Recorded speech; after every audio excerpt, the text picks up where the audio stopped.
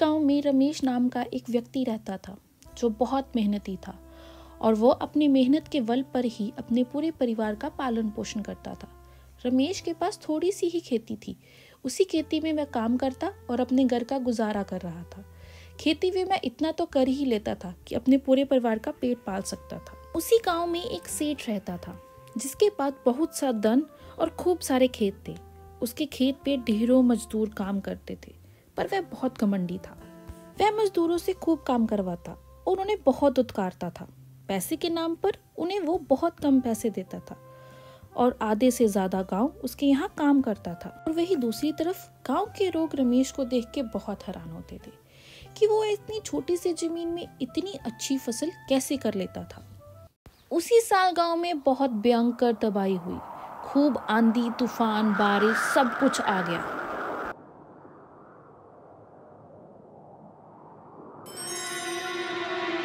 जिससे सब कुछ तहस नहस हो गया।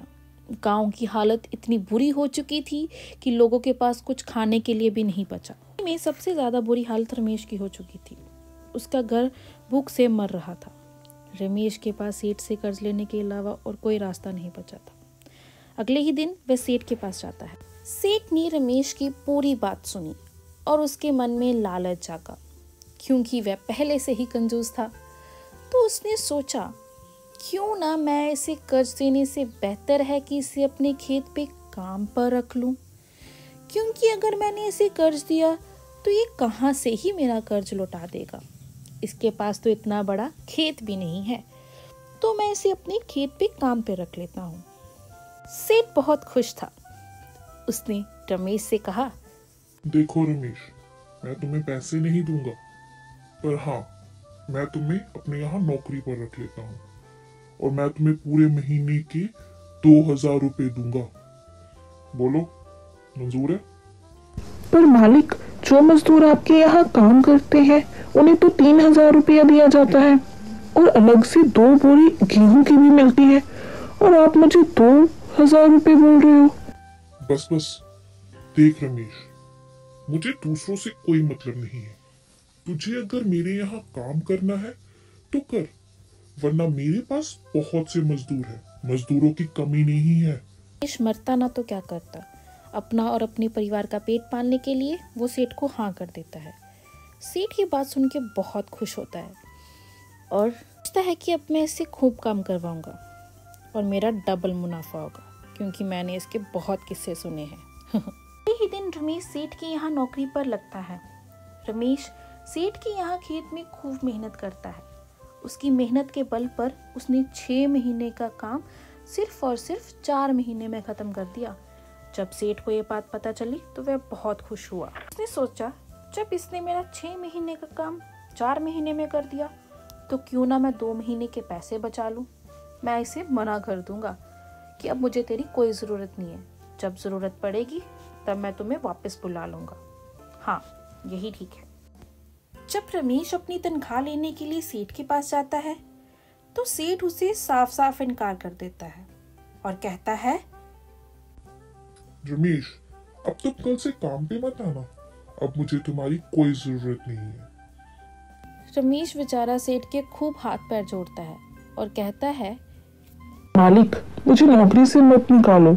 मेरे बच्चे भूखे मर जाएंगे। मैं आपके सहारे ही हूँ।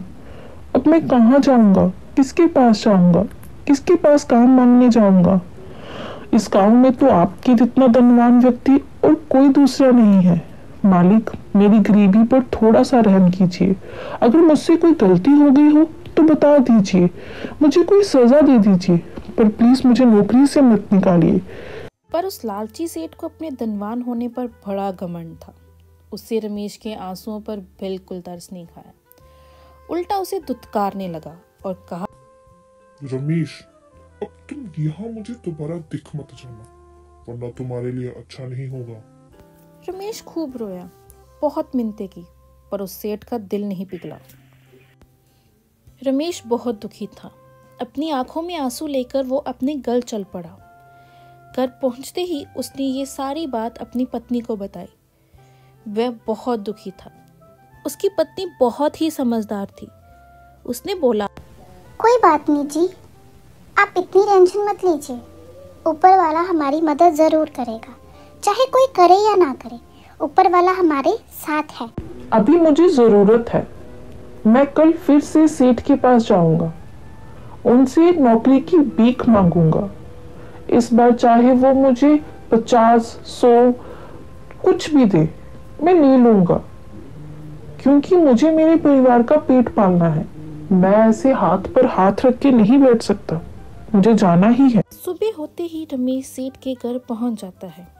सेठ उसे बहुत गुस्से से देखता है और कहता है, मैंने तुम्हें कल यहाँ आने से मना किया था ना, तो अब क्यों आए हो यहाँ? तुम्हें समझ में नहीं आता कि मुझे अब तुम्हारी कोई जरूरत नहीं है? मेरे अन्नदाता, मेरे मालिक, कृपया मेरी मदद कीजिए। मेरे बच्चे भूखे मर जाएंगे। मेरे परिवार के पास अब कुछ भी नहीं है। अगर मुझसे कोई गलती हो गई हो, मुझे क्षमा कीजिए। कृपया मेरी मदद कीजिए। पर ये सब सुन के भी सेठ का दिल नहीं पिघला। उसने उसे फिर से दुत्कार कर भगा दिया और बोला, वापस मत आना यहाँ। यही दिन वापस रमेश उम्मीद में जाता है कि आज तो सेठ मान जाएगा, आज तो मुझ पर कुछ दया दिखाएगा। पर रमेश ने जैसा सोचा था वैसा नहीं हुआ। सेठ ने उसे वापस बुरा भला बोला और दरवाजे से ही बाहर कर दिया। और अब तो ये रोज का काम चल रहा था। लगभग 1 हफ्ता हो चुका था। रमेश का सेठ की बातों पर कोई असर नहीं हो रहा था। जैसे ही गांव वालों को ये बात पता चली कि रमेश के साथ इतना अत्याचार हो रहा है, गांव में लोग बातें करने लगे कि हमारे गांव का सेठ इतना बुरा इंसान है कि वह सेठ उस गरीब इंसान की थोड़ी सी मदद भी नहीं कर सकता। क्या इतनी नीचे गिर चुका है ये सेठ? जब ये बात सेठ को पता चली कि उसके बारे में कुछ बातें गांव में फैल रही है, उसकी चारों तरफ बुराइयां हो रही हैं, तो वह घबरा जाता है और सोचता है कि मैं अब क्या करूं। उसके मन में ख्याल आता है कि क्यों ना मैं 10 से 15 दिन के लिए अपने रिश्तेदारों के वहां चला जाऊं। तब रमेश यहाँ आना छोड़ देगा और मैं फिर वापस आ जाऊंगा और तब तक यहाँ पर पूरा माहौल ठंडा हो जाएगा।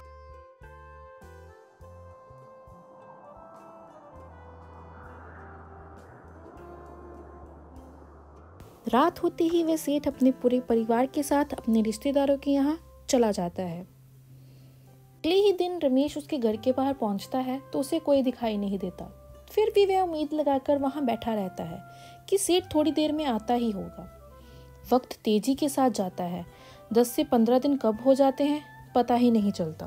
पर रमेश का हौसला नहीं टूटता। वो तब भी इंतजार करता है। कुछ दिनों बाद जब सेठ लौट कर अपने घर वापस आया तो उसे रमेश दिखाई नहीं दिया। वह मन ही मन बहुत खुश हुआ। उसने सोचा कि अब इस रमेश से तो मेरा पीछा तो छूट ही गया। मेरा रिश्तेदारों के वहां जाना सफल हो गया। मेरी तरकीब काम कर गई।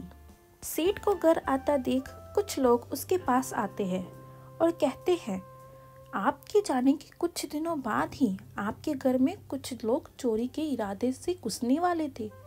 पर रमेश यहाँ हर रोज आपका इंतजार करता था और बैठा रहता था। उसकी नजर उन चोरों पर पड़ गई। उसने बिना अपनी जान की परवाह किए उन चोरों से अकेले ही भिड़ गया।